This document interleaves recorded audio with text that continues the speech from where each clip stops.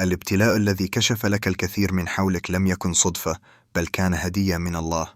تلك الجملة على بساطتها تختصر فلسفة عميقة قل من يدركها في لحظة المحنة، لكنها تصبح كالنور حين تتكشف الأسرار ويهدأ غبار الألم. في حياتنا كثيرا ما نمر بلحظات عصيبة، ضغوط نفسية، خذلان، مرض، أو انهيار علاقات كنا نظنها صلبة كالصخر، فإذا بنا نكتشف أنها كانت أوهى من بيت العنكبوت. وحين نتساءل لماذا أنا، ننسى أن لكل محنة حكمة، ولكل كشف توقيت إلهي دقيق لا مجال فيه للصدفة. فهل فكرت يوما أن ما اعتبرته مأساة كان في الحقيقة منحة خفية؟ وأن الانكسار الذي شعرت به لم يكن إلا كشفا لصورة أوضح عن نفسك وعن الآخرين؟ الله سبحانه وتعالى لم يعد عباده بالحياة الخالية من المصاعب، بل قال جل شأنه: ولنبلونكم بشيء من الخوف والجوع ونقص من الأموال والأنفس والثمرات وبشر الصابرين. الابتلاء ليس عقوبة بل اختبار، وهو في ذاته دليل على العناية الإلهية. فالله يبتلي من يحب ليطهره ويهذبه ويصقله، وأحيانا يسلط عليك محنة ليريك حقيقة كانت غائبة، أو ليمنعك من طريق كنت تظنه صوابا وهو في الحقيقة هلاك. في وقت النعمة يلتف حولك الجميع: الأحبة، الأقارب، الأصدقاء، المعارف، الكل يبتسم يجاملك، وربما يظهر لك حبا وانبهارا زائفين. ولكن حين تأتي العاصفة يبدأ الغربال الإلهي في العمل. كم من شخص ظننته سندا فإذا به أول من اختفى في وقت الضيق، وكم من صديق كنت تظنه وفيا فإذا به يخذلك وقت الشدة، وكم من قريب كنت تعتبره أقرب من ظلك فإذا به يسخر أو يتجاهل أو حتى يؤذيك. لا تكن غاضبا، فهذا الفرز كان ضروريا، وكان مستحيلا أن يتم دون الابتلاء.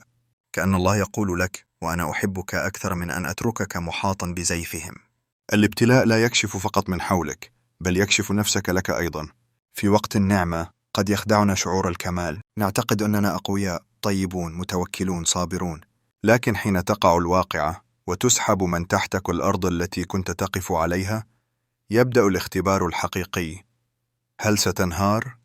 هل ستجزع؟ هل ستقنط؟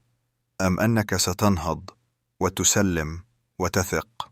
الابتلاء يعطيك فرصة لرؤية نفسك دون أقنعة، يكشف نقاط ضعفك، يريك مدى عمق إيمانك أو سطحية ثقتك بالله، يعلمك أن الإيمان ليس كلمات تقال، بل مواقف تعاش.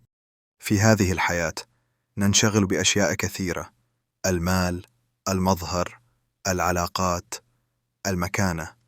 نركض ونركض ونركض دون أن نسأل أنفسنا: لماذا نركض؟ ثم تأتي المحنة فتجبرك على التوقف، على إعادة النظر.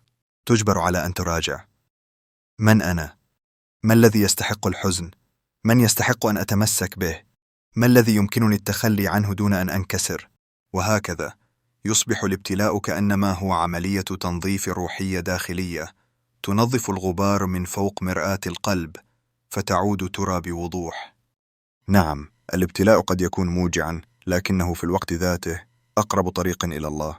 كم من شخص لم يصلي بصدق إلا بعد محنة، وكم من عبد عرف الدعاء الحقيقي إلا بعد أن ضاقت به الأرض، وكم من قلب كان غافلا فاستيقظ بعدما كسر.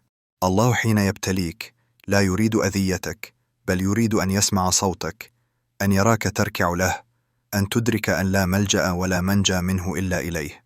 المؤمن حين يمر بابتلاء يعلم أن وراء الألم رحمة، ووراء الغيب حكمة، ووراء الصمت إجابة. من العجيب أن كثيرا من الناس يظنون أن الألم يدمرهم، ولكن الحقيقة أن الابتلاء إن أحسنت استقباله يبنيك، لا يهدمك، يقويك، يعلمك الصبر، يهذبك، ينمي بداخلك الرحمة، يجعلك أكثر تواضعا، أكثر نضجا، أكثر فهما لنفسك وللبشر. وكلما خرجت من ابتلاء تشعر أنك لم تعد الشخص نفسه، لقد تغيرت، تحولت، ارتقيت، أصبحت نسخة جديدة منك، أكثر قوة، وإن بدوت هشا من الخارج. قد يبتعد عنك العالم، لكنك تقترب من الله أكثر من أي وقت مضى. وكل هذا هو الهدية التي لا تراها إلا بعد انتهاء العاصفة. الله لا يبتليك ليكسرك بل ليبنيك، لا ليحزنك بل ليطهرك، لا ليعاقبك بل ليعيدك إليه. وكل كشف في الابتلاء هو في الحقيقة رحمة مؤجلة لم تكن ستراها إلا تحت ضغط الألم. الحمد لله على الابتلاء. الحمد لله اللي كشف لي حقيقة الناس. الحمد لله اللي دلني على نفسي. الحمد لله اللي اختارني لهذا الامتحان. الحمد لله الذي لم يجعل ابتلائي في ديني. الحمد لله الذي ابتلاني ليحبني لا ليعاقبني. الابتلاء لم يكن صدفة، لم يكن عقابا، لم يكن ظلما، بل كان رسالة، هدية، فرصة، بداية جديدة. فإن كنت اليوم وسط العاصفة، تذكر أن الله لا يرسل الريح لتقتلعك، بل لتهز أغصانك اليابسة وتسقط عنك كل ما لا يستحقك. فاصبر واثبت وابتسم، فالهدية في الطريق ولو كانت مغطاة بدموعك الآن.